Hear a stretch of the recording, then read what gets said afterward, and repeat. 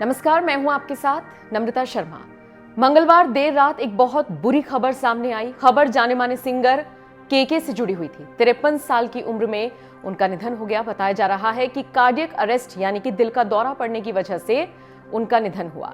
बताया यह भी जा रहा है कि कोलकाता में एक लाइव कॉन्सर्ट वो कर रहे थे। उस दौरान काफी बेचैनी उनको महसूस हुई। बार बार वो पसीना पोंछते हुए नजर आ रहे थे और जैसे ही कॉन्सर्ट खत्म करने के बाद वो अपने कमरे में पहुंचे, उसी दौरान दिल का दौरा पड़ा और उसके बाद उनकी मौत हो गई। बताया जा रहा है कि वो काफी वक्त से कॉन्सर्ट के दौरान ही परेशान से नजर आ रहे थे और अब इस बेचैनी को इसी चीज से जोड़कर देखा जा रहा है। हालांकि यहां पर आपको एक और चीज बताते चले कि जो शुरुआती जानकारी मिली है उसके मुताबिक हार्ट अटैक से उनका निधन हुआ है, यानी कि दिल का दौरा पड़ने से उनका निधन हुआ है। लेकिन बताते चले पोस्टमार्टम रिपोर्ट आनी बाकी है और उसमें ही ये साफ हो पाएगा कि मौत की असली वजह क्या रही। बहरहाल केके के जाने के बाद से ही उनका परिवार सदमे में है। देश में जितने भी उनके फैंस हैं वो इस वक्त गम मना रहे हैं, शोक में डूबे हुए हैं। और इन सब के बीच देश के प्रधानमंत्री नरेंद्र मोदी का भी एक ट्वीट सामने आया है जिसमें उन्होंने केके को श्रद्धांजलि अर्पित की है।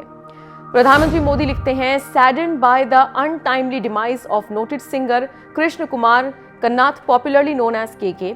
His songs reflected a wide range of emotions as struck a chord with people of all age groups. We will always remember him through his songs. Condolences to his family and fans. Om Shanti. यानी कि प्रधानमंत्री मोदी ने लिखा है, केके के नाम से प्रसिद्ध गायक कृष्ण कुमार कुन्नाथ के असामयिक निधन से दुखी हूं। उनके गीतों ने भावनाओं की एक विस्तृत श्रृंखला को दर्शाया जो सभी आयु वर्ग के लोगों के साथ जुड़ा। हम उन्हें उनके गानों के जरिए हमेशा याद रखेंगे।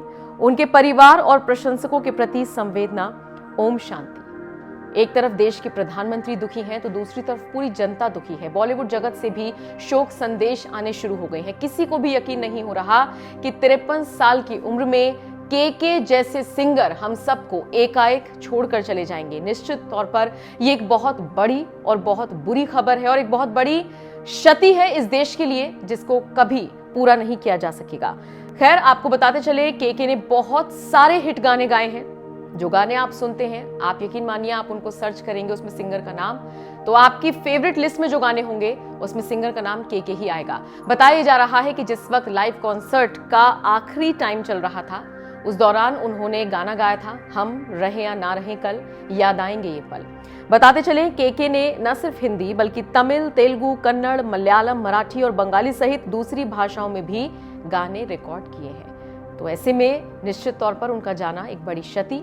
बस दुआ यही कर सकते हैं कि इस दुख की घड़ी में भगवान शक्ति दे उनके फैंस को, उनके परिवार को, कि वो इस दुख की घड़ी से उबर सके।